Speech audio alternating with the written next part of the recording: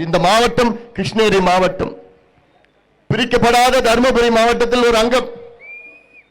பிரித்த பிறகு இந்த மாவட்டத்தில் எந்த ஒரு முன்னேற்றம் கிடையாது. ஆனால் இங்க கொள்ளையோ கொள்ளை. என்ன கொள்ளை? கிரனைட் தெளிவா இருக்குங்கடா. கிரனைட் கொள்ளை.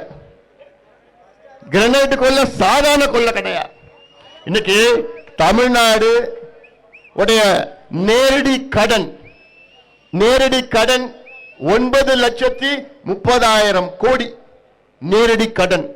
திமுக ஆட்சி வருவதற்கு முன்பு தமிழ்நாட்டுடைய நேரடி கடன் 4,54,000 கோடி.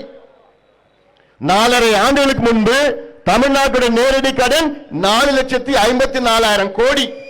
இன்னைக்கு நேரடி கடன் 9,30,000 கோடி.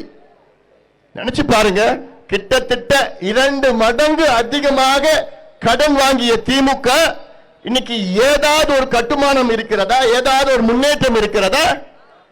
கடன் அடைப்பதற்கு கடன் வாங்கி கடன் அடைத்துக் கொண்டிருக்கின்றார்கள். இதெல்லாம் ஒரு நிர்வாகமா? கடன் அடைக்கிறது, கடனை வாங்கி கடன் அடைக்கிறாங்களா? உங்களுக்கு எல்லாம் நிர்வாகம் தெரியல, வீட்டுக்கு போங்கய்யா, எங்க கிட்ட கொடுங்கய்யா, எங்களுக்கு தெரியும்யா. 2 ஆண்டு காலத்தில் என்ன செய்யணும்னு எங்களுக்கு தெரியும்யா. இந்த கிரனைட் கொள்ளை, மணல் கொள்ளை, தாது மணல் கொள்ளை, இப்படி ஆற்று மணல் கொள்ளை, இது போன்ற சவுடு மணல் எல்லாத்தையும் கொள்ளையடிச்சுக்கிட்டு, இதெல்லாம் நம்முடைய இயற்கை வளங்கள் கொள்ளையடிச்சுக்கிட்டு இதெல்லாம் பார்த்தா கணக்கு காட்டுறாங்க. இதெல்லாம் இன்னும் எவ்வளவு பேசலாம். இதெல்லாம் நீங்கள் நினைத்து பாருங்கள்.